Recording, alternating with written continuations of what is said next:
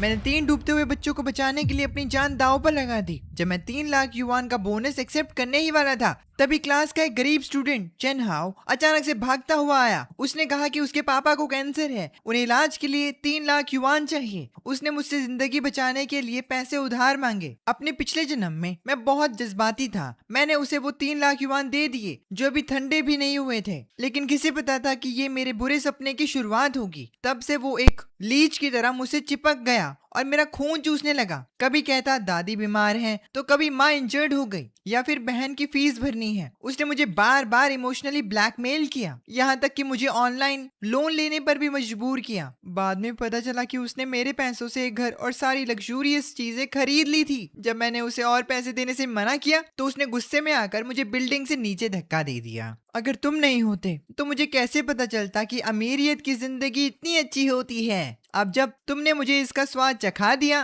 तो मैं वापस अपनी गरीब वाली जिंदगी में नहीं जा सकता। मैंने दोबारा देखा, मैं स्कूल के ऑडिटोरियम के स्टेज पर खड़ा था। प्रिंसिपल ने अभी अभी मुझे 3 लाख युआन का चेक दिया था। ऑडिटोरियम टीचर्स और स्टूडेंट से खचाखच भरा हुआ था। कैमरा के फ्लैशेस लगातार चमक रहे थे। जैसे ही मैं थैंक यू बोलने के लिए कुछ कहने वाला था, ऑडियंस में से एक शख्स भागता हुआ ऊपर आया। चेन हाओ, हमारी क्लास का एक गरीब स्टूडेंट, मेरे पास दौड़ कर आया और घुटनों के बल बैठ गया। पूरा ऑडिटोरियम अचानक शांत हो गया। सबकी निगाहें हम पर थी। याई चेन, मैं तुमसे भीख मांगता हूँ, मेरी मदद करो। मेरे पापा को कैंसर है। डॉक्टर ने कहा कि ऑपरेशन के लिए 3 लाख युआन लगेंगे। ये किसी की जान बचाने के पैसे हैं। मुझे पता है ये पैसे तुम्हारे लिए बहुत मायने रखते हैं, पर मेरे पास सच में और कोई रास्ता नहीं है। मेरे परिवार ने अपना सब कुछ बेच दिया है। प्लीज मुझे अपने पैसे उधार दे दो। मैं आगे चलकर पक्का तुम्हें लौटा दूंगा। मैं जन्म भर तुम्हारा एहसानमंद रहूंगा, चाहे मुझे जानवर बनकर ही क्यों ना झुकना पड़े। उसने सर झुकाते हुए कहा। उसका माथा जल्दी से लाल हो गया। अपने सामने इस जाने पहचाने मंजर को देखकर मेरा खून जैसे जम गया। मेरा पिछला जन्म मेरे सामने था। उसके आंसू देखकर मैं पिघल गया था। जज्बात हावी थे। मुझे लगा 3 लाख जरूरी है, पर इंसान की जान ज्यादा कीमती है। मैंने बिल्कुल हिचकिचाहट नहीं की, बस चेक जिस पर स्याही अभी भी ताजी थी उसे दे दिया। तुम ये पैसे लो और पहले अपने पापा की जान बचाओ। कर्ज के पेपर लिखने की जरूरत नहीं है, हम इस बारे में बाद में बात करेंगे। उस वक्त ऑडिटोरियम में जोरदार तालियां बजने लगी थी। हर कोई मेरे इस दयालु और सेल्फलेस काम की तारीफ कर रहा था। अगर मेरी कोई क्रश होती तो वो इस चीज को देखकर पक्का पट जाती। चेन हाओ भी रोया और इस एहसान के लिए मेरा शुक्रिया अदा किया। कहा कि मैं उसके परिवार के लिए भगवान जैसा हूँ। पर मैंने ये कभी नहीं सोचा था कि उस दिन जो शुरू हुआ था वो किसी का भला नहीं, बल्कि मेरे बुरे सपने की शुरुआत थी। उसके पापा का कैंसर सच था, पर उसमें 3 लाख युआन जितना बड़ा खर्चा नहीं आना था। उसमें से ज्यादातर पैसे उसने खुद पर उड़ा दिए। शुरू में उसने मुझे अपने पापा की हालात के बारे में अपडेट्स दिए, पर थोड़ी ही देर में उसने पैसे मांगने के नए नए बहाने ढूंढने शुरू कर दिए। याचेन, मेरी दादी को हार्ट अटैक आया है, हॉस्पिटल की फीस चाहिए। याचेन, खेत में काम करते हुए मेरी माँ की टांग टूट गई, सर्जरी के लिए पैसे थोड़े कम पड़ रहे हैं। याचेन, मेरी बहन का एडमिशन एक बड़े हाई स्कूल में हुआ है, फीस बहुत ज्यादा है। मैं सच में घर से पैसे नहीं निकाल पा रहा हूँ। हर बार रोती हुई आवाज और मायूस चेहरे के साथ वो अपने घर की बदकिस्मती का रोना रोता। आसपास के लोग भी उसकी साइड लेने लगे। याई चेन, तुम अब एक बड़े हीरो हो, तुम्हारे लिए ये पैसे कोई बड़ी बात नहीं है। चेन हाओ कितना बेचारा है, अगर तुम उसकी मदद नहीं करोगे तो कौन करेगा। तुम जब एक बार में 3 लाख युआन दे सकते हो, तो अब इन थोड़े पैसों के लिए क्यों मना कर रहे हो। मुझ पर मॉरल ब्लैकमेल की एक के बाद एक लेयर चढ़ाई गई। मैं वो बन गया जिसे बस देते रहना था। अगर मैं थोड़ी सी भी हिचकिचाहट दिखाता तो मुझे पत्थर दिल और मतलबी कहा जाता। उसको सेटिस्फाई करने के लिए मैंने पैसे बचाना शुरू कर दिए। बाद में वो जितने पैसे मांगता वो अमाउंट बढ़ता गया। भाई देख, मैं सच में और पैसे नहीं ला सकता। तो उसने मुझे ऑनलाइन लोन्स लेने के लिए फोर्स करना शुरू कर दिया। तुम अभी थोड़े उधार ले लो, जैसे ही मेरी फैमिली की हालत ठीक होगी मैं तुरंत लौटा दूंगा। इंटरेस्ट ज्यादा नहीं है, बस थोड़ा मैनेज कर लो, वरना मेरे पापा की दवाई बंद हो जाएगी। इस तरह लोगों की बातों और दबाव में आकर मैंने सच में लोन ले लिया। कर्ज और इंटरेस्ट एक स्नोबॉल की तरह बढ़ता चला गया। फिर एक दिन मैंने अचानक उसे देखा। चेन हाओ एक ब्रांड न्यू गाड़ी चला रहा था, ब्रांडेड कपड़े पहने हुए था और एक पॉश सोसाइटी से बाहर आ रहा था। मैं जैसे किसी सपने से जाग गया। मैं भागकर उसके पास गया और उससे सवाल किया। पहले तो उसने बातें घुमाना चाहिए, पर जब मैंने उसकी चोरी पकड़ी तो उसके चेहरे से वो बेचारापन और डर अचानक गायब हो गया। उसकी जगह एक अजीब सा लालच और गुस्सा था। तो क्या हुआ जियांग याइचन, अगर तुम नहीं होते तो मुझे कैसे पता चलता कि अमीरियत की जिंदगी इतनी अच्छी होती है। अब जब तुमने मुझे इसका स्वाद चखा दिया है तो मैं वापस अपनी पहले वाली गरीबी में नहीं जा सकता। तुमने मुझे दर्द दिया है। तुम्हें पता है मैं गुस्से से कांप रहा था। मैंने उसे अपने पैसे लौटाने को कहा ताकि मैं ऑनलाइन लोन चुका सकूं। लेकिन तुम्हें पता उसने क्या कहा? कैसे पैसे वापस करूं? अगर तुम मुझे और फोर्स करोगे तो हम दोनों बर्बाद हो जाएंगे। बहस के दौरान उसने मुझे जोर से धक्का दिया। मैं उस वक्त सोसाइटी के छत के किनारे पर खड़ा था। मेरा बैलेंस बिगड़ गया। मैं एक टूटे पट्टे की तरह नीचे गिर गया। गिरते वक्त जब मुझे वेटलेसनेस फील हो रही थी, मैंने उसे छत पर खड़े देखा। उसके चेहरे पर कोई पछतावा नहीं था, बस एक छुटकारा पाने वाली बेरुखी थी।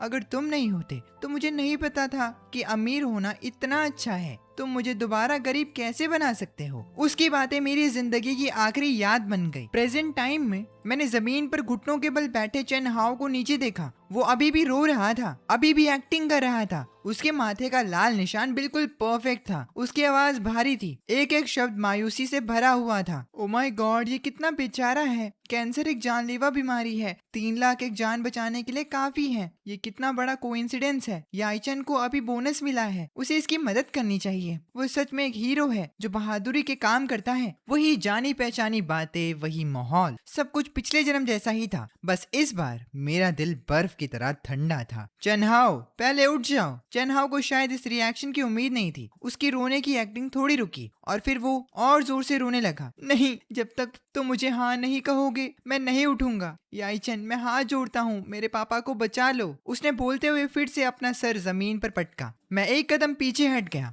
उसकी हरकतों से बचते हुए। मैं तुम्हें उठाता हूँ, हमें बात करनी है। ऑडियंस की चर्चा धीरे धीरे शांत हो गई। सबको कुछ अजीब लगने लगा था। चेनहाओ का चेहरा थोड़ा पथरा गया था, पर वो घुटनों पर बैठे रहने पर अड़ा रहा। याइचन, मुझे पता है कि मेरी ये मांग थोड़ी ज्यादा है, पर मेरे पास सच में और कोई रास्ता नहीं है। तुम्हारे पास एक सम्मान है जो तुमने अपनी जान पर खेल कर कमाया है, पर मेरे पापा की जान भी बहुत मायने रखती है। अपने पिछले जन्म में मैं इस लाइन से पिघल गया था। मुझे लगा पैसे जरूरी हैं, पर इंसान की जान से बढ़कर नहीं। पर अब मुझे समझ आ गया है, मेरी खुद की जान भी इस पैसे और उसकी वजह से बेदर्दी से कुचल दी गई थी। चेनहाओ, तुम्हारे पापा बीमार हैं, मुझे हमदर्दी है, पर इसका मतलब ये नहीं है कि तुम यहाँ भाग कर आओ, मेरे सामने घुटने टेको और मुझे फोर्स करो कि मैं तुम्हें अपने पैसे दे दूं। चेनहाओ की आंखें अचानक हैरानी से बड़ी हो गई। उसे विश्वास नहीं हुआ। ऑडियंस में बैठे बच्चे कंफ्यूज हो गए। वो बातें करने लगे। तुम्हारा क्या मतलब है? याइचन उसे हेल्प करने के मूड में नहीं था। ये क्या हो रहा है? क्या वो एक हीरो नहीं है? ये थोड़ा पत्थर दिल लग रहा है। आखिरकार ये किसी की जान का सवाल है। तभी स्टेज पर प्रिंसिपल आ गया। उसने मुझसे कहा कि वो मेरा क्लासमेट है, मुझे ऐसा नहीं कहना चाहिए। बात की जा सकती है, पहले चेनहाओ को उठने तो दो। ऐसा मत करो। मैंने प्रिंसिपल की बातों को इग्नोर किया। मैं बस चेनहाओ को देखता रहा। तुम्हारे पापा को कैंसर है, सर्जरी के लिए 3 लाख युआन चाहिए। क्या तुमने स्कूल की सब्सिडी के लिए अप्लाई किया है? मैंने किया था, पर स्कूल की सब्सिडी बहुत कम है, काफी नहीं है। क्या सच में? जहाँ तक मुझे पता है स्कूल के पास सीरियस बीमारियों के लिए एक स्पेशल रिलीफ फंड है। तुम 1 लाख युआन तक अप्लाई कर सकते हो। क्या तुमने अप्लाई किया? मुझे अभी टाइम नहीं मिला। टाइम नहीं मिला? तुम्हारे पापा इतने बीमार हैं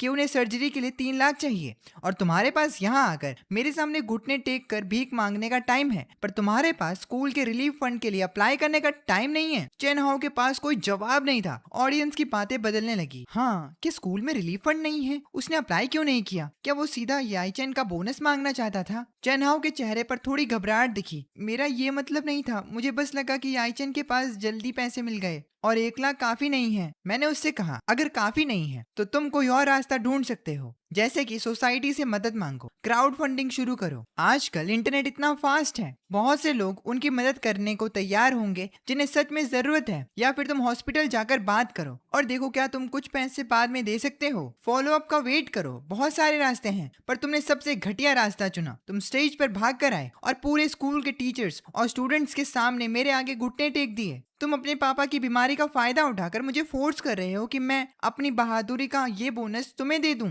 तुम मदद नहीं मांग रहे, तुम मुझे मोरली किडनैप कर रहे हो। ये बात सुनकर हर कोई दंग था, चेन हाओ भी। उसने कहा, मेरे पास नहीं है, मैं नहीं हूँ, मैं बस हर तरफ से फंस गया था, मेरे पास कोई और चारा नहीं था। मैंने उसे जवाब दिया, फंस जाना किसी को किडनैप करने का बहाना नहीं हो सकता। मैंने उसकी बात काटी, क्या तुम समझते हो कि इस पैसे का मेरे लिए क्या मतलब है? ये कोई आम रकम नहीं है, ये मेरी जिंदगी के बदले मिली है। उस दिन 3 बच्चे झील में गिर गए थे। उस झील का पानी बहुत तेज बहता है। जब मैंने छलांग लगाई, मैंने ये तक नहीं सोचा था कि मैं जिंदा वापस आऊंगा या नहीं। मैंने जान की बाजी लगाकर एक एक करके उन्हें किनारे लाया। मैं पानी के पौधों में फंसने की वजह से लगभग डूब ही गया था। ये पैसे मेरी बहादुरी का इनाम है, ये मेरी मेहनत की पहचान है। ये सिर्फ 3 लाख नहीं है, ये मेरा सम्मान है। ये मैंने अपनी हिम्मत और उस जिंदगी से कमाया है जो मैं लगभग हार ही चुका था। अब तुम अपने पापा की बीमारी का सहारा लेकर मुझसे ये पैसे मांग रहे हो, क्या तुम्हें ये सही लगता है? ऑडियंस में सन्नाटा छा गया। कुछ लोग सोच में डूब गए थे। मेरा वो मतलब नहीं था,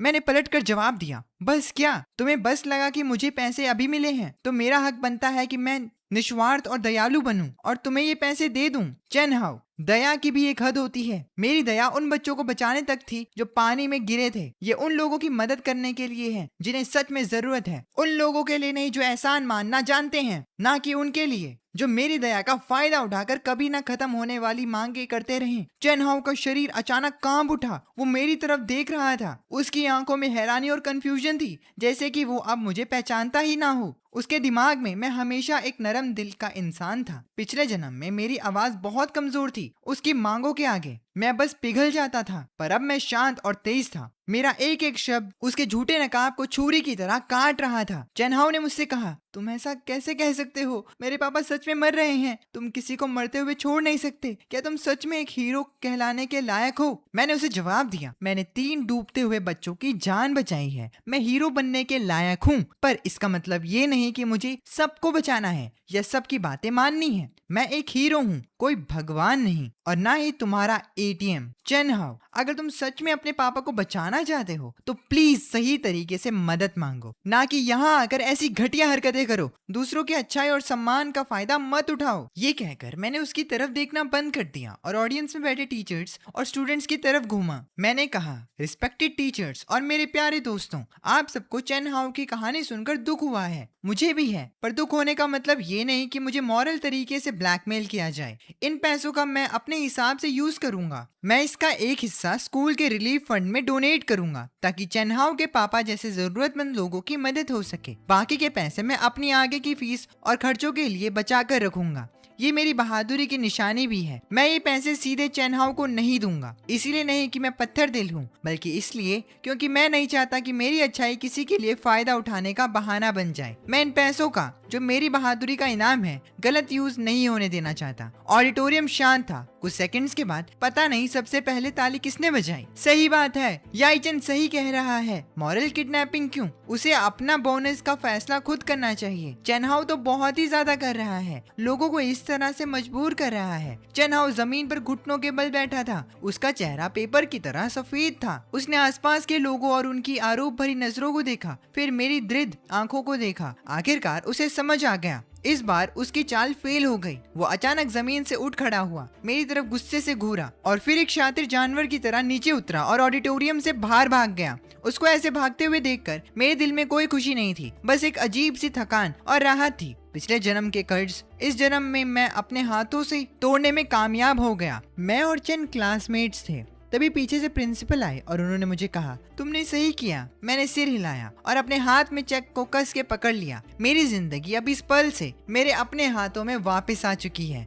अवार्ड सेरेमनी के बाद मैं स्कूल में और भी ज्यादा फोकस में आ गया। कुछ लोग कहते हैं कि मैं असूलों वाला हूँ और अपने स्टैंड्स पर टिका रहता हूँ। कुछ लोग ये भी कहते हैं कि मैं पत्थर दिल हूँ, किसी को मुसीबत में अकेला छोड़ दिया। पर मुझे इन बातों से फर्क नहीं पड़ता। अपने पिछले जन्म में मैं दूसरों की उम्मीदों पर खरा उतरने के चक्कर स्तर में रहता था। ऐसा जीना बहुत थका देने वाला होता है। इस जन्म में मैं सिर्फ अपने लिए जीना चाहता हूँ और इसीलिए मैं जितना जल्दी हो सके उतनी जल्दी बैंक चला गया। मैंने 3 लाख युआन का प्राइज मनी डिपॉजिट किया, फिर उसमें से 30,000 युआन निकाले और उन्हें स्कूल के रिलीफ फंड में डोनेट कर दिया। मैं इस बात का कोई तमाशा नहीं बनाना चाहता था, बस चुपचाप पेपर वर्क पूरा कर लिया। मैं अब किसी भी तरह के मॉरल किडनैपिंग में फंसना नहीं चाहता था। सब कुछ पूरा करने के बाद मुझे बहुत राहत मिली। जब मैं क्लास में वापस आया तो माहौल थोड़ा अजीब था। स्टूडेंट्स मुझे अलग नजरिए से देख रहे थे। उनकी आंखों में एक तरफ क्यूरियोसिटी और तारीफ थी तो दूसरी तरफ थोड़ी सी दूरी भी थी। चेनहाओ क्लास में नहीं आया था। उसकी खाली सीट एक आयरनी की तरह लग रही थी। तभी लिन लियांग बोला, तुम कमाल हो, मैं तो कल डर ही गया था। मुझे लगा तुम फिर से पिघल जाओगे। पहले तुम बहुत बेवकूफ थे। चेनहाओ ने सच में बहुत ज्यादा किया। अगर घर में प्रॉब्लम्स हैं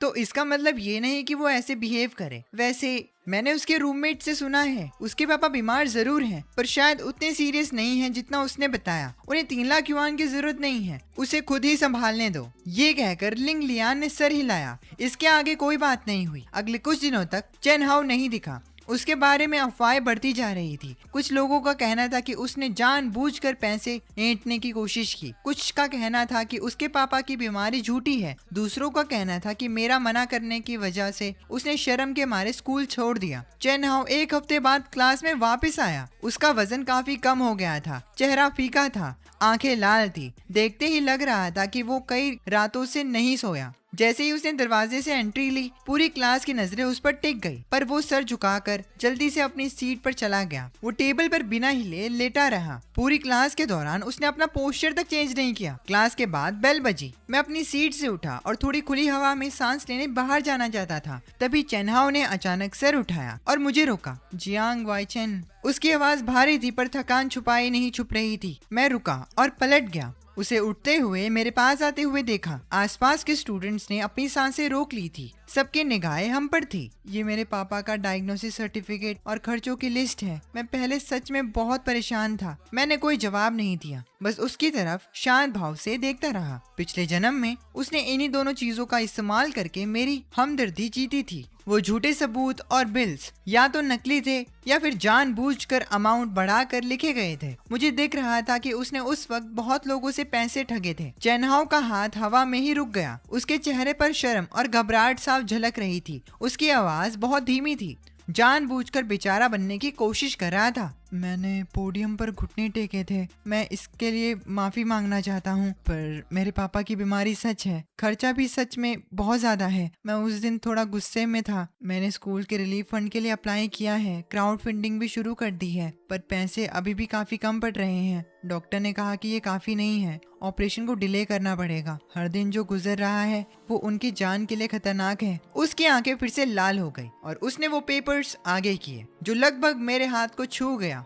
उसने मुझसे कहा, मुझे पता है तुम विश्वास नहीं करोगे। दूसरे शब्दों में, मुझे विश्वास नहीं है, पर इस लिस्ट पर हॉस्पिटल की स्टैंप लगी है। ये सच है, तुम देख लो। आसपास के लोगों की बातें तुरंत शुरू हो गई। लगता है असली है। अगर वो सच बोल रहा है तो क्या होगा? उसके पापा का क्या? वाईचन को इस बारे में सोचना चाहिए। एक तरफ कंपटीशन है, दूसरी तरफ किसी की जान। वही पुरानी बहस, वही मॉरल प्रेशर, वही नजरें मुझे नीडल्स की तरह चुभ रही थी। पर इस बार मेरे दिल में कोई भी तूफान नहीं था। चेनहाओ, तुम्हारा डायग्नोसिस सर्टिफिकेट और खर्चों की लिस्ट से मेरा कोई लेना देना नहीं है। तुम्हारे पापा बीमार हैं और पैसों की कमी है। ये तुम्हारी मुश्किल है, ये मेरी जिम्मेदारी नहीं है। मैं तुम्हारी फिक्र समझता हूँ, पर मैं तुम्हारी परेशानियों का बिल भरने के लिए मजबूर नहीं हूँ। मैंने स्कूल के रिलीफ फंड में 30,000 डोनेट कर दिए हैं। अगर तुम एलिजिबल हो तो जाहिर है तुम्हें उसमें से कुछ हिस्सा मिल जाएगा। इसके अलावा मैं तुम्हें एक फूटी कौड़ी नहीं दूंगा। जैसे ही मैंने ये कहा, कुछ लोगों को लगा कि मैं बहुत पत्थर दिल हूँ, पर मुझे कोई परवाह नहीं थी। उसकी वजह से पिछले जन्म में बिल्डिंग से कूदने की मजबूरी वाले दर्द के आगे ये पत्थर दिली कुछ भी नहीं थी। जियांग वाईचेन, तुम इतने पत्थर दिल कैसे हो सकते हो? वो किसी की जान है। तुम्हारे पास मदद करने के लिए पैसे हैं, फिर तुम हाथ क्यों नहीं बढ़ा रहे? मैंने कहा, मैं पत्थर दिल हूँ। जब मैंने अनजान 3 बच्चों की जान बचाई थी,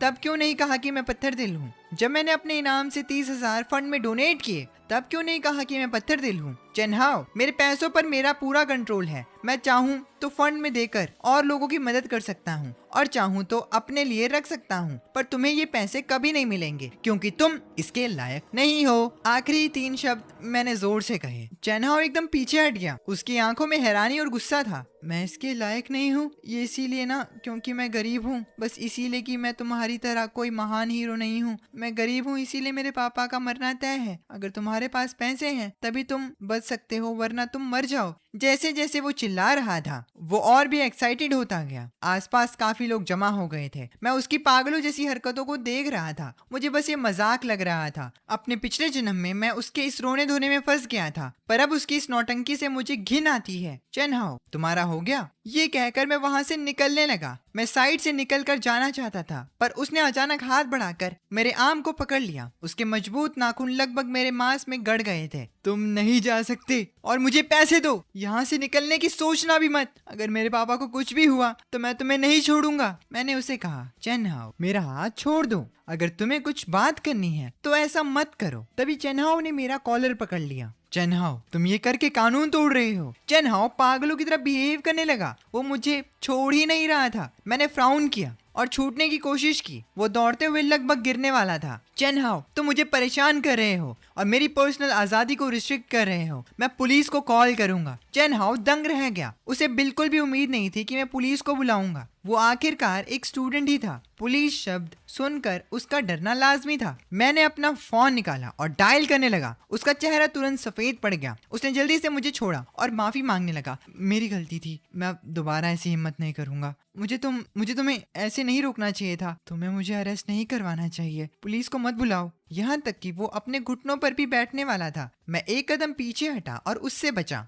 शक करने की जरूरत नहीं है। तुम अपनी परेशानियां खुद सुलझाना याद रखो। मुझे दोबारा तंग मत करना, वरना मैं सीधा पुलिस को फोन करूंगा। ये कहकर मैं मुड़ा और क्लास के बाहर चला गया। ये तमाशा देखकर लिन लियांग भी मेरे पीछे आ गया। वाई चेन, तुम अभी थोड़ी देर पहले बहुत पावरफुल लग रहे थे। तुम्हें सच में पुलिस बुलानी चाहिए थी, जब तक कि बहुत ही ज्यादा जरूरी ना हो। पर उसको ये पता होना चाहिए कि मुझे धमकाना आसान नहीं है। लिन लाइलैंग ने मेरी बात पर सिर हिलाया और परेशानी से मेरी बाजू को देखा। तुम्हारी बाजू पर लाल निशान पड़ गए हैं। मैंने उससे कहा, कोई बात नहीं। मैंने उन लाल निशानों को देखा और धीरे से हंसा। पिछले जन्म में बिल्डिंग से गिरकर जो मेरी हड्डियां टूटी थी, उसके आगे ये चोट क्या है? खैर, मुझे पता है कि ये तो बस शुरुआत है। चेन हाओ का लालची और स्वार्थी नेचर उसे इतनी जल्दी हार नहीं मानने देगा। और वही हुआ। थोड़े ही दिनों में स्कूल में मेरे जियांग याइचन के बारे में अफवाहें आग की तरह फैल गई। शुरू में तो बस यही बातें थी कि मैं कितना पत्थर दिल और रहमहीन हूँ, जो किसी को मुसीबत में अकेला छोड़ रहा हूँ। मैंने जिंदगी बचाने का बोनस लिया, पर अपने ही क्लासमेट के पापा की मदद करने से मना कर दिया।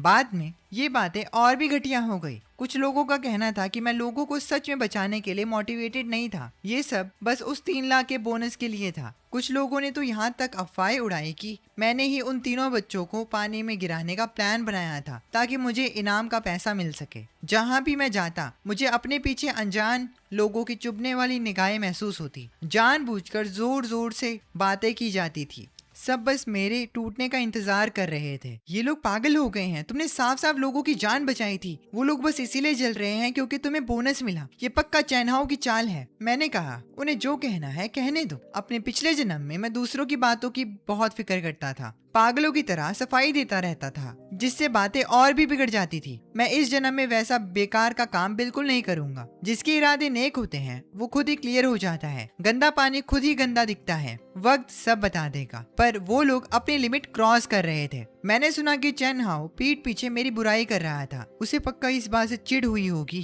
कि तुमने उसे पैसे नहीं दिए और वो तुमसे बदला ले रहा है। ये सुनकर मुझे कोई हैरानी नहीं हुई। चेन हाओ के पैसे लेने का रिजेक्ट होने से उसकी ईगो हर्ट हुई थी। अफवाहें फैलाना उसका सबसे फेवरेट काम था। बिना सबूत के अपने आप को बचाने का कोई फायदा नहीं था। अगर सबूत होता भी तो भी टीचर उसे ज्यादा से ज्यादा थोड़ा डांट देते। अफवाहें तो फिर भी फैलती रहती। मैं बस इन सबको इग्नोर कर सकता था और इफेक्ट नहीं होने का दिखावा कर सकता था। हालांकि ऐसी बेमतलब की बदनामी। ये नॉर्मल है कि मुझे थोड़ा बुरा फील हो रहा था, पर मैंने अपनी नेगेटिव फीलिंग्स को दबाना सीख लिया है। पिछले जन्म में मेरे साथ जो कुछ भी हुआ था उसके कंपैरिजन में ये अफवाहें तो कुछ भी नहीं है। पर टाइम के साथ चीजें शांत नहीं हुई, उल्टा मामला और बढ़ गया। कुछ पेरेंट्स ने स्कूल में कंप्लेंट कर दी, ये कहते हुए कि मेरा कैरेक्टर ठीक नहीं है और मैं हीरो कहलाने के लायक नहीं हूँ। उन्होंने डिमांड की कि मेरा बोनस और हीरो का टाइटल वापस ले लिया जाए। स्कूल पर दबाव बन रहा था। सच में उन्होंने मुझे ऑफिस में बुलाया। हेड ऑफ टीचिंग डायरेक्टर मेरे सामने एकदम सीरियस फेस बनाए बैठे थे। उन्होंने कहा, तुम्हारा और चेन हाओ का इशू, तुम्हारे लोगों की जान बचाने की मोटिव्स पर काफी अफवाहें चल रही हैं। तुम इस बारे में क्या सफाई देना चाहते हो? मैंने कहा, डायरेक्टर सर, जब मैंने उन बच्चों की जान बचाई तब मैंने किसी मोटिव के बारे में नहीं सोचा। मैं बस बच्चों को बचाना चाहता था। बोनस और सम्मान मुझे स्कूल और सोसाइटी ने दिया है, मैंने कभी मांगा नहीं था। और जहाँ तक चेन हाओ की बात है, उसकी मदद ना करना मेरी मर्जी है, ये मेरी ड्यूटी नहीं है। मैं उसकी मुश्किलों की जिम्मेदारी लेने के लिए बाउंड नहीं हूँ। डायरेक्टर ने मुझसे कहा, मुझे पता है कि तुम्हारे साथ गलत हुआ है, पर अब इसका असर बहुत बुरा पड़ रहा है। बहुत से पेरेंट्स और स्टूडेंट्स खुश नहीं है। क्या तुम चेन हाओ की मदद करने के बारे में एक बार फिर से सोच सकते हो? अगर तुम उसे थोड़े कम पैसे भी दे दो तब भी लोगों का मुंह तो बंद हो जाएगा। मुझे अपने कानों पर विश्वास नहीं हुआ। डायरेक्टर साहब मुझे कॉम्प्रोमाइज करने के लिए मना रहे थे। मैंने कहा, डायरेक्टर आप एक अच्छे टीचर हैं, अभी सही और गलत का फैसला करने का वक्त है। मैंने लोगों की जान बचाई और किसी के मोरल किडनैपिंग से इनकार करना भी मेरा हक है। अगर कोई तमाशा करता है तो मैं क्यों कॉम्प्रोमाइज करूं? अफवाहें उड़ने दो। अगर मैं इस बार झुक गया तो कल को कोई भी मुझे ऐसे मजबूर कर सकता है। मैं कोई हीरो बनने के लिए इतना भी नरम इंसान नहीं हूँ जिसे कोई भी अपने इशारों पर नचा सके। डायरेक्टर मेरी बातें सुनकर चुप हो गए। उनका चेहरा पीला और सफेद पड़ गया। कुछ देर बाद उन्होंने एक लंबी सांस ली। मैंने इस तरह से नहीं सोचा था। स्कूल की तरफ से एक क्लैरिफिकेशन दिया जाएगा और जो लोग अफवाहें उड़ा रहे हैं स्कूल उन्हें डांट लगाएगा। हम तुम्हारी रेपुटेशन की प्रोटेक्शन करेंगे। हालांकि मुझे पता था कि स्कूल का सपोर्ट कुछ हद तक ही होगा, पर मुझे थोड़ी राहत मिली। कम से कम उन्होंने अफवाहें उड़ाने वालों का साथ तो नहीं दिया। ऑफिस से बाहर निकलते वक्त धूप बहुत तेज थी, पर मुझे पता था कि स्कूल के क्लैरिफिकेशन से ये शोर शांत नहीं होने वाला। इन लोगों को सच्चाई से मतलब नहीं था। ये बातें उनकी उम्मीदों से मैच खा रही थी। उनके लिए एक परफेक्ट हीरो निस्वार्थ सेवा और दूसरों की जरूरत को पहले रखना, ये सब बातें फॉलो करता है। जब मैं इन बातों पर खरा नहीं उतरा तो उन्हें गुस्सा आया और उन्होंने मुझ पर ही अटैक करना शुरू कर दिया। और चेन हाओ ने इंसानों के इस अंधेपन का फायदा उठाया। वैसा ही हुआ। क्लैरिफिकेशन लगने के बाद भी कोई फायदा नहीं हुआ। कुछ लोगों ने तो ये तक कह दिया कि मैंने स्कूल को खरीद लिया है। अफवाहें अभी भी चल रही थी। चेन हाओ ऐसे दिखावा कर रहा था जैसे उसका इस सब से कोई लेना देना ना हो। वो हर दिन क्लास अटेंड कर रहा था, पर उसकी मेरी तरफ देखने वाली निगाहें दिन ब दिन खराब होती जा रही थी। वो अब मुझसे खुद मिलने नहीं आता था, पर हमेशा ऐसी सिचुएशंस क्रिएट करता था जिससे मेरे कानों में नेगेटिव न्यूज पहुंच जाए। वो वेट कर रहा था कि मैं परेशान होकर उसके पास जाऊं और पिछले जन्म की तरह उसे खुद पैसे दे दूं। परेशानी भरे दिन ज्यादा लंबे नहीं चले। चेन हाओ का सब्र मेरे अंदाजे से भी ज्यादा कच्चा था। अफवाहें मुझ पर असर नहीं डाल पाई तो उसने एक सीधा तरीका अपनाया। उस दोपहर मैं लाइब्रेरी में अंधेरे होने तक पढ़ता रहा। लाइब्रेरी से बाहर निकला और एक सूने कोने में मुड़ा। अचानक एक फिगर मेरे सामने आके खड़ा हो गया। ये चेन हाओ था। उसके पीछे दो लफंगे जैसे लड़के थे जो हमारी क्लास के नहीं थे। एक नजर में ही मैं समझ गया कि वो उसके बैक बनकर आए थे। यानी अब मेरी पिटाई होने वाली है। मेरा दिल घबरा गया।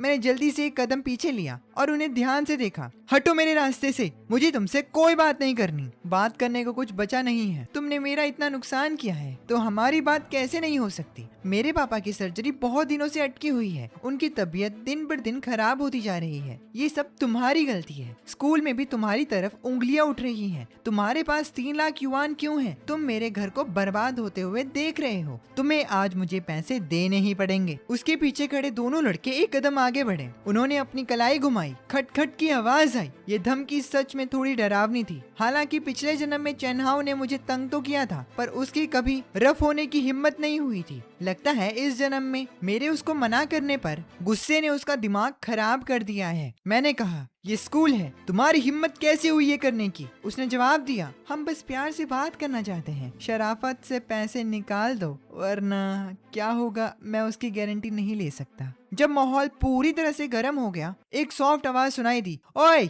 वाई चेन और चेन हाओ, तुम दोनों इतनी रात को यहाँ क्या कर रहे हो? ये सूया थी, वो खूबसूरत थी चमड़ी, बहुत प्यार से बात करती थी। उसे लोगों के बीच अच्छे बनकर घूमना पसंद था। अगर किसी का झगड़ा हो तो वो तुरंत बीच बचाव करने आ जाती थी। वो बहुत स्वीट और हार्मलेस लगती थी, पर सच तो ये है कि मीठी छुरी से लोगों को मारने में वो सबसे आगे थी। पिछले जन्म में वही थी जो मेरे कानों में चेन हाओ की कितनी मिजरेबल हालत है इसके बारे में बार बार बातें करती थी। वो हमेशा बोलती थी कि इसकी आखिरी बार मदद कर दो, और कदम दर कदम उसने मुझे खाई में ढकेल दिया था, गवार कहीं की उसके हाथ में एक थर्मस कप था। ऐसा लग रहा था कि वो अभी स्टडी रूम से आई थी। उसके चेहरे पर जस्ट एक छोटा सा सरप्राइज दिख रहा था और चेन हाओ उसको देख रहा था। वाई चेन, चेन हाओ को तो गुस्सा आ गया। तुम टेंशन मत लो, चेन हाओ सच में तुम्हें तंग नहीं करना चाहता था। फिर वो चेन हाओ की तरफ घूमी और थोड़ी टेंशन वाले एक्सप्रेशन के साथ बोली, चेन हाओ, मैं जानती हूँ कि तुम अपने पापा को लेकर परेशान हो, पर तुम इस तरह से नहीं कर सकते। वाई चेन डर जाएगा। ये बातें शांति लाने वाली लग रही थी, पर सच में वो अप्रूव कर रही थी कि चेन हाओ के पास मुझे रोकने का रीजन है। चेन हाओ जल्दी से शांत हो गया और फिर रोने वाला चेहरा बना लिया। मैं और कर भी क्या सकता हूँ मेरे पापा। ठीक है, मुझे पता है तुम्हारे लिए कितना मुश्किल है। सूया ने उसकी बात काटी और उसकी आम पर प्यार से थपथपाया। वो दोबारा मेरी तरफ मुड़ी। उसकी टोन में दुख था। वाई चेन, मुझे पता है तुम्हारा दिल बहुत साफ है। तुम बच्चों की जान बचाने के लिए अपनी जान खतरे में डाल सकते हो। थोड़ा समझदार बनो और उसका ख्याल करो। हम सब क्लासमेट हैं, बात बिगाड़ना ठीक नहीं है। और वैसे भी स्कूल में अभी तुम्हारे बारे में गॉसिप चल रही है, तुम उसकी मदद करो। सब लोग पक्का तुम्हारी दरिया दिली की तारीफ करेंगे। गॉसिप भी खत्म हो जाएगा। ये तुम्हारे लिए और उसके लिए, दोनों के लिए अच्छा है। तभी मैंने कहा, क्या ये मॉरल ब्लैकमेल का नया तरीका है? मेरे पिछले जन्म में मैं उसकी मीठी बातों में आ गया था, अब मुझे इस सब से उबासी आती है। सूया, लगता है तुम्हें हमारी प्रॉब्लम्स के बारे में सब पता है। उसने कहा, मैं सबकी बातें सुनती हूँ। मैं नहीं मानता ये तुम्हारे लिए इतना आसान होगा। फिर तुम्हें तो पता ही होना चाहिए कि चेन हाओ ने 2 लड़कों के साथ मेरा रास्ता रोका है। तुम आखिर चाहती क्या हो? सूया का चेहरा थोड़ा पथरा गया और आंखें झुक गई। मैं तो अभी आई थी, मुझे नहीं पता था।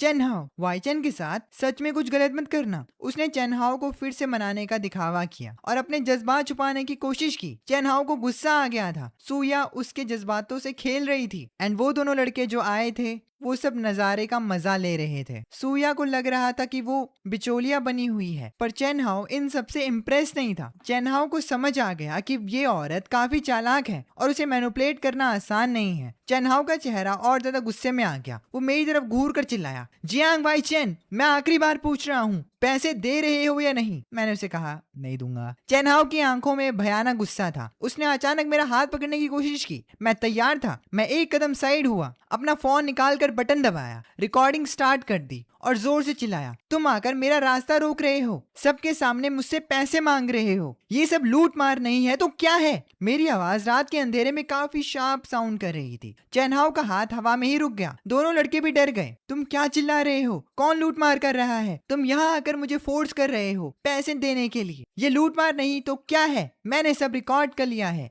एक बार और हाथ लगाओ, मैं सीधा पुलिस को बुलाऊंगा। अटेम्प्टेड रॉबरी और पहले से मेरे ऊपर की गई हरासमेंट तुम्हें अंदर करवाने के लिए काफी है। लूट मार वर्ड से चेन हाओ डर गया। उसका चेहरा तुरंत पीला पड़ गया। वो दोनों लड़के भी घबरा गए और उसे वापस ले जाने लगे। छोड़ो इसे, ये सब करके पुलिस को मत बुलाओ। चेन हाओ ने मेरे हाथ में फोन देखा। अपने उन दोनों दोस्तों को पीछे होता देख उसको समझ आ गया था कि उसको इस सिचुएशन का कोई फायदा नहीं मिलने वाला। और वाई चेन, तू रुक, मैं तुझे बाद में देखूंगा। वो मुड़कर चला गया। वो दोनों लड़के भी उसके पीछे भागे। सूया ये सब होते हुए देखकर एकदम शॉक थी। उसने अपना मुंह खोला, फिर उसने मुझ पर गुस्से में देखा और जल्दी से वहां से चली गई। वहां एकदम शांति छा गई। मेरे फोन को थामे मेरे हाथ ठंडे पसीने से भर रहे थे। मैं हिम्मत का दिखावा जरूर कर रहा था, पर सच में काफी डर गया था। मुझे पता था एक कदम पीछे हटने का मतलब सीधा मौत है। मैंने वो रिकॉर्डिंग बार बार सुनी। मुझे कंफर्म हो गया था कि सब कुछ अच्छे से रिकॉर्ड हो गया है। उसके बाद मैं तुरंत अपने डॉम की तरफ निकल पड़ा। डॉम पहुंचकर मैंने लिन लियांग को सब कुछ बताया। वो गुस्से से लाल हो गया। चेन हाओ ने तो हद ही पार कर दी है। और सूया, उसने भी चेन हाओ का साथ दिया। मुझे तो पहले से ही पता जाता था कि उसके बारे में कुछ तो गड़बड़ है। पिछली बार उसने तुम्हें एडवाइस किया था कि तुम उसकी हेल्प कर दो। वो बिल्कुल भी अच्छी लड़की नहीं है। सूया तो चेनहाओ से भी ज्यादा डेंजरस है। चेनहाओ की बदमाशी तो सामने दिखती है, पर सूया की साजिशें उसके भोले चेहरे के पीछे छिपी हुई हैं। इसको पकड़ना तो बहुत मुश्किल है। अब हम क्या करें? उसने लोगों को भड़काकर तुम्हें ब्लॉक किया। क्या अब कोई और एक्सट्रीम चीज हो सकती है? मैंने कहा, मुझे नहीं पता, लेकिन वो ऐसे ही शांत नहीं बैठेगा। वो मेरी रेपुटेशन बर्बाद करना चाहता है, पर अब मैं उसकी असलियत सबके सामने ला कर रहूंगा। पिछले जन्म में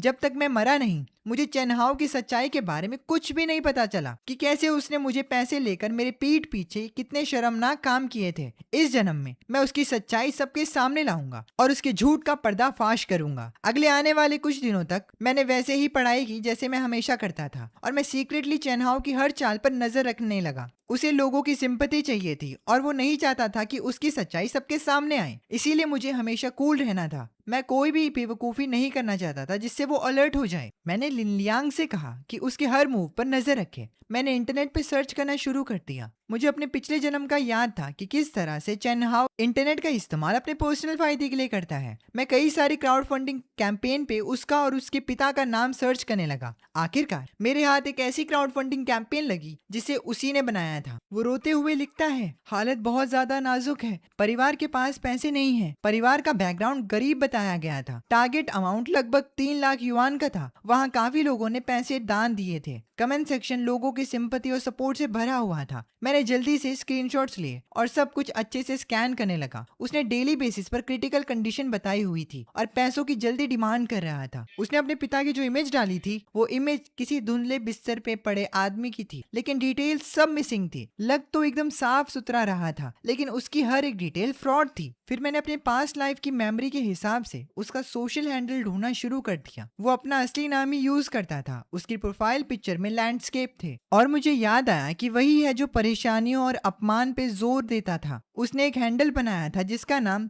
गरीब स्टूडेंट था। उसकी हाल ही की हरकतों ने मेरी तरफ इशारा किया। कुछ पोस्ट ऐसे थे जो मेरे खून पसीने के पैसों का जिक्र कर रहे थे और सब इस तरह से बिहेव कर रहे थे मानो मैं हीरो बन रहा हूँ और मैं उसके किसी काम नहीं आया। मैं उसकी पोस्ट और डायनेमिक्स की तरफ गया। मेरा शक दुगना होता गया। आधे महीने पहले उसने किसी लिमिटेड एडिशन शूज को दिखाते हुए पिक पोस्ट की थी और कैप्शन में लिखा था, बड़े दिनों से काम कर रहा था इनको पाने के लिए, फाइनली पा लिए मैंने। ये जूते कम से कम 5,000 युआन के होंगे, लेकिन जिनके घर में ठीक से दरवाजे भी नहीं थे। ऐसे में एक बेटा कैसे उन शूज को अफोर्ड कर सकता है? एक महीने पहले उसने किसी वेस्टर्न रेस्टोरेंट में महंगे खाने की फोटोज पोस्ट की थी। वहाँ लगभग 500 युआन खर्चा होता है एक बंदे का। अब उसे अपनी लाइफ सेविंग चीजों पर ध्यान देना चाहिए था ना। वहाँ और भी अपडेट्स थे। ये पिक्स उसकी नेक्स्ट क्लास वाली लड़की के साथ अम्यूजमेंट पार्क की थी जिसमें हैप्पी डे का टैग दिया गया था। पिछले जन्म में उसने कभी नहीं बताया था कि उसकी कोई गर्लफ्रेंड है। मैंने एक एक करके ये सभी स्क्रीनशॉट सेव कर लिए। हालांकि ये सीधे तौर पर साबित नहीं कर सकते थे कि वो झूठ बोल रहा है, पर ये इस बात को दिखाने के लिए काफी थे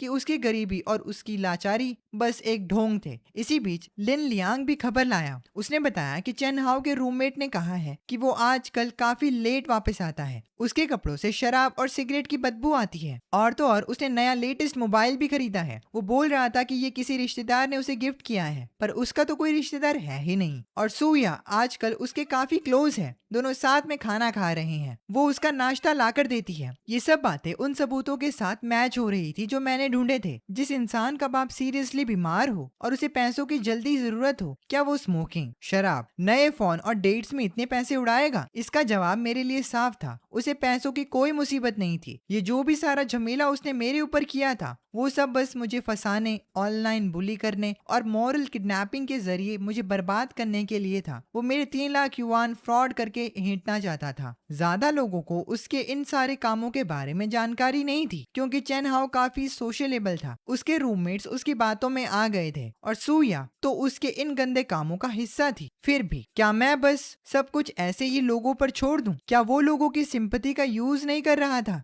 अब मैं इसको ठीक से देख लूंगा। लोगों को उसकी असलियत पहचाननी ही पड़ेगी। मैं उसे बचने नहीं दूंगा। मैं इन चीजों को अच्छे से प्लान करूंगा। उसके बाद लिन लियांग ने बड़ी स्किल के साथ काम किया। उसने आराम से सबको बताया कि कैसे चेनहाओ डेली चीजें अफोर्ड कर रहा है। वो अब सबको चेनहाओ के नए फोन के बारे में बताने लगा। लोगों ने उसे वेस्टर्न रेस्टोरेंट में खाते हुए और डेट करते हुए देखा था। उसने कोई बदतमीजी नहीं की, बस नॉर्मली इन बातों को डेली गॉसिप्स की तरह शेयर किया। इन चीजों ने लोगों के अंदर क्यूरियोसिटी जगा दी थी कि क्या चेनहाओ की फैमिली वाकई गरीब नहीं है। उसने नया फोन कैसे खरीद लिया। मैंने भी उसको सूया के साथ देखा था। उसके हाथों में काफी महंगे शॉपिंग बैग्स थे, जबकि उसके पिता अभी भी हॉस्पिटल में थे। ऐसे वक्त में वो बिना किसी फिक्र के डेट्स प्लान कर रहा था। अब लोगों के दिमाग में डाउट आने लगा। चेनहाओ अब ज्यादा सेंसिटिव होने लगा था, क्योंकि लोगों का ध्यान उसकी तरफ जाने लगा था और उन्होंने उसकी बातों को नोटिस करना शुरू कर दिया था। इस वजह से सूया के साथ उसका रिश्ता भी बिगड़ने लगा। एक बार कैंटीन में मैंने उन्हें साथ बैठे देखा। सूया ने उसे कुछ कहा। चेनहाओ ने अचानक से टेबल पर जोर से मुक्का मारा और चिल्लाया। सूया की आंखें लाल हो गई और वो नाराज होकर बैठ गई। उसने आसपास बैठे सभी लोगों का ध्यान अपनी तरफ खींच लिया। चेनहाओ ने माफी नहीं मांगी। थोड़ा सा खाना खाने के बाद वो वहां से उठकर चला गया। सूया वहीं बैठी रही और धीरे धीरे बोलती रही, मैं तो बस तुम्हारी मदद करना चाहती थी। इससे उसे लोगों की बहुत ज्यादा सिंपैथी मिलने लगी। 2 दिन निकल गए। सूया एक नए नाटक के साथ आई। क्लास मीटिंग में क्लास टीचर सबको मार्क्स का नतीजा बता रहे थे कि सडनली सूया ने अपना हाथ ऊपर किया। सर, मुझे आपको कुछ देना है। वो अपनी जगह से खड़ी हो गई, हाथ में एक लिफाफा लिए हुए आगे बढ़ी और उसने क्लास टीचर को दे दिया। मैंने ये 50 युआन खुद इकट्ठा किए हैं और मैं ये चेनहाओ के फंड में दान करने जा रही हूँ। मुझे लगता है कि इन पैसों से उसके फादर के इलाज में हेल्प हो सकेगी। पूरी क्लास शॉक थी। 50 युआन कोई थोड़े पैसे नहीं होते एक स्टूडेंट के लिए, स्पेशली जब हर कोई ये बात जानता हो कि सूया खुद एक नॉर्मल फैमिली से आती है। जरूर उसने खुद ही अपने पॉकेट मनी से या पैसे बचा कर रखे होंगे। क्लास टीचर भी काफी ज्यादा हैरान थे। सूया रोने वाली शक्ल बनाए खड़ी थी और उसने कहा, सर, मुझे पता है 5000 युआन कम है, पर मैं चेनहाओ के इन हालातों को बिल्कुल सहन नहीं कर सकती और मैं नहीं चाहती कि बाकी सब भी अब इस बात से परेशान हो। ये सच है कि वाईचेन ने इस बारे में मदद करने से मना कर दिया। उसकी शायद खुद की कुछ परेशानियां होंगी जिसकी वजह से उसने ऐसा किया। मैं उसे बिल्कुल गलत नहीं ठहरा रही, पर मैं ये करना चाहती थी। ये मेरी तरफ से एक बहुत छोटा सा कंट्रीब्यूशन है। सबकी नजरें अब मेरी तरफ घूम आई। ये चाल बहुत कमीनी थी। अपने 50 युआन डोनेट करके वो अपनी अच्छाई का शो ऑफ कर रही थी। वो ऐसे दिखा रही थी जैसे वो मुझे जस्टिफाई कर रही हो, जबकि असल में वो बस मुझे इसीलिए गिल्टी फील कराना चाहती थी क्योंकि मैं मदद नहीं कर रहा था। पूरी क्लास पर अब मॉरल किडनैपिंग का दबाव बनाया जा रहा था। मैंने 3 लाख युआन जीते,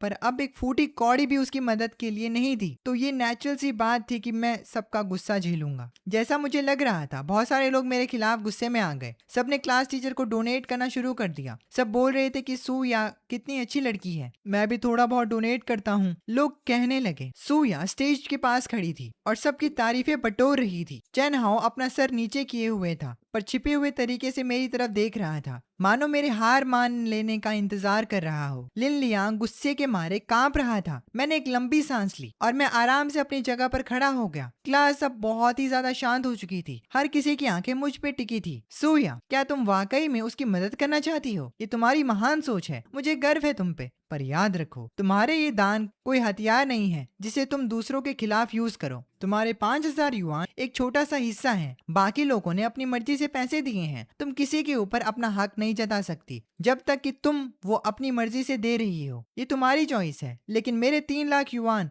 उस हादसे से बचाए हुए पैसे थे। ये कोई दान का पैसा नहीं था। मैंने पहले ही 30,000 उसे दे दिए थे। अब तुम्हारे पास उसकी हेल्प करने का मौका है, तो तुम करो हेल्प। तुम सीधा चेनहाओ को पैसे दे दो और मुझे जो करना था मैं कर चुका। मैं अब अपना डिसीजन चेंज नहीं करूंगा। ये सबके लिए फाइनल है। यही मेरा फैसला है। ये उनके जोश पर ठंडे पानी की बाल्टी गिराने जैसा था, जिसने क्लास की उस सिंपैथी की गर्मी को मिटा दिया। मैं तुम्हें फोर्स नहीं कर रही थी। मैं बस इतना चाहती थी कि तुम भी थोड़े पैसे दान में दो। तुम सब बस मेरे इन 50 युआन को ही टारगेट बनाए रखने चाहते हो, है ना? बस करो। मैंने उसकी बात काटी। मेरी निगाह अब उससे हटकर चेनहाओ पर आ गई। सूया ने तो अपने 50 युआन दे दिए, पर तुमने क्या किया? तुमने लोगों के चंदे के पैसों से नए ब्रांड के लिमिटेड शूज खरीदे, वेस्टर्न रेस्टोरेंट में खाना खाया, लड़कियों को डेट्स पे घुमाया। तुम्हारी जमीर को ये सब सोच के फर्क नहीं पड़ता? पूरी की पूरी क्लास में जैसे एक बॉम्ब फूट गया। चेनहाओ ने एक झटके से अपना सर ऊपर किया। उसका चेहरा पूरा पीला पड़ चुका था। अगर तुम झूठ बोल रहे हो वाईचेन, तो तुम मुझे बदनाम कर रहे हो।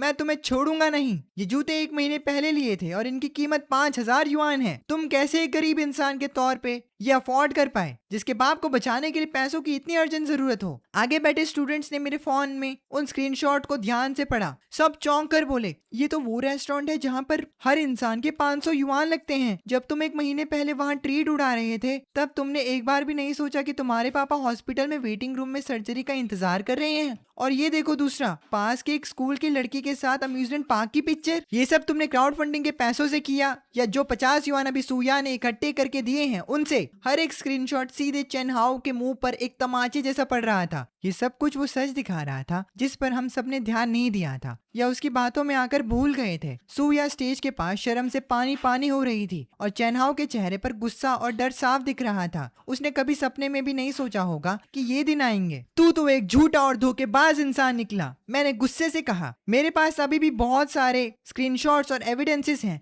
जो साबित करते हैं कि क्राउड फंडिंग का अमाउंट कंप्लीटली फ्रॉड है। अगर तुम अभी भी नाटक करने की सोच रहे हो तो मुझे स्कूल के फोरम्स पर तुम्हारी ये रियलिटी शेयर करने में बिल्कुल भी परेशानी नहीं होगी, ताकि पूरे स्कूल में तुम्हारे चेहरे की सच्चाई दिख जाए। चेन हाओ की पूरी बॉडी झटके से हिली और वो जैसे ही जमीन पर ढेर होने लगा। चेन हाओ, मेरे साथ ऑफिस आओ, क्लास टीचर ने सख्ती से कहा। स्कूल इस मामले में पूरी इन्वेस्टिगेशन करेगा। चेन हाओ स्कूल टीचर के साथ वहां से चला गया। सूया वहीं पोडियम पर अब तक उस खाली एनवलप को हाथ में लिए खड़ी थी। वो बिल्कुल एक क्लाउन की तरह लग रही थी जिसे हर कोई अब नफरत और गुस्से भरी निगाहों से देख रहा था। आखिर में उसने अपना चेहरा झुकाया और चुपचाप जाकर अपनी सीट पर बैठ गई। ये तो एक नंबर का लायर निकला यार, ये कितना घिनौना इंसान है। मैंने तो बिना बात ही वाई चेन पर शक किया।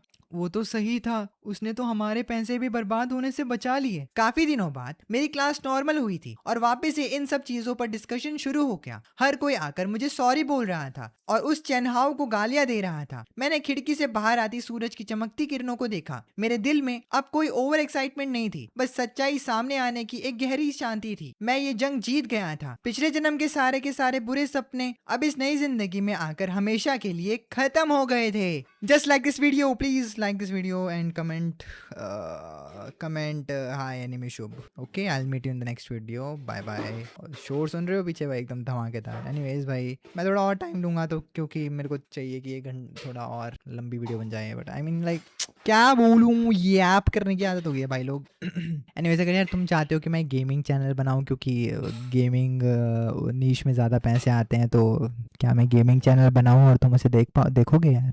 प्लीज़ देखोगे? मैं पर्सोना 5 जैसी गेम्स खेलना चाहता हूँ, यू नो। एनीवेज अगर तुम्हें ये मेरा पीछे का बैकग्राउंड नॉइस पसंद आया और ये वीडियो पसंद आई तो प्लीज़ इस वीडियो को लाइक कर देना, चैनल को सब्सक्राइब करना। मैं मिलता हूँ तुम लोगों से नेक्स्ट वीडियो में। तब तक के लिए this is anime Shubh, sign of.